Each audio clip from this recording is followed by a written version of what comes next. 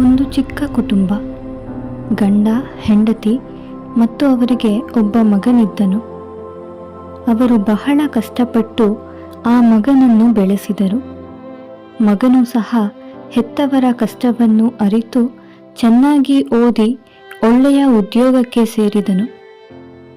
ಅವನು ತನ್ನ ಮೊದಲನೇ ಸಂಬಳವನ್ನು ತಂದು ತನ್ನ ತಾಯಿಗೆ ಕೊಡುತ್ತಾನೆ. ತಾಯಿ ನಗುತ್ತಾ, ಇಷ್ಟು ದಿನ ನಿನ್ನನ್ನು ಕಷ್ಟಪಟ್ಟು ಬೆಳೆಸಿ ನಿನ್ನ ಖರ್ಚು ವೆಚ್ಚಗಳನ್ನು ನಿಭಾಯಿಸಿದ ನಿನ್ನ ತಂದೆಗೆ ಈ ಸಂಬಳವನ್ನು ಕೊಡು ಅಂದಳು. ಅದಕ್ಕೆ ಅವನು ಇಲ್ಲ, ಆಗೋದಿಲ್ಲ ಎಂದು ಹೇಳಿಬಿಟ್ಟನು.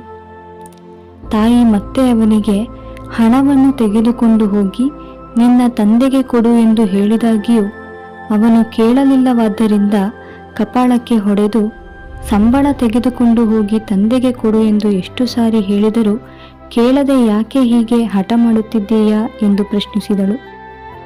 ಅದಕ್ಕೆ ಅವನು, ಅಮ್ಮ, ಅಪ್ಪ ಯಾವಾಗಲೂ ನನಗೆ ಹಣ ಕೊಡುತ್ತಿದ್ದಾಗ ಅವರ ಕೈ ಮೇಲಿರುತ್ತಿತ್ತು, ನನ್ನ ಕೈ ಕೆಳಗಿರುತ್ತಿತ್ತು.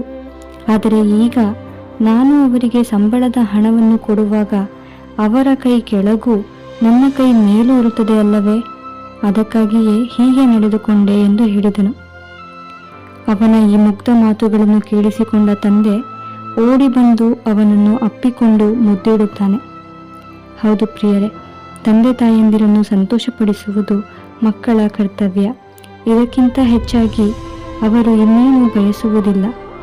ಜ್ಞಾನೋಕ್ತಿಗಳು 15ನೇ ಅಧ್ಯಾಯ 20ನೇ ವಚನದಲ್ಲಿ ಸತ್ಯವೇದವು ಜ್ಞಾನವಂತನಾದ ಮಗನು ತಂದೆಯನ್ನು ಉಲ್ಲಾಸಗೊಳಿಸುವನು ಎಂದು ಹೇಳುತ್ತದೆ.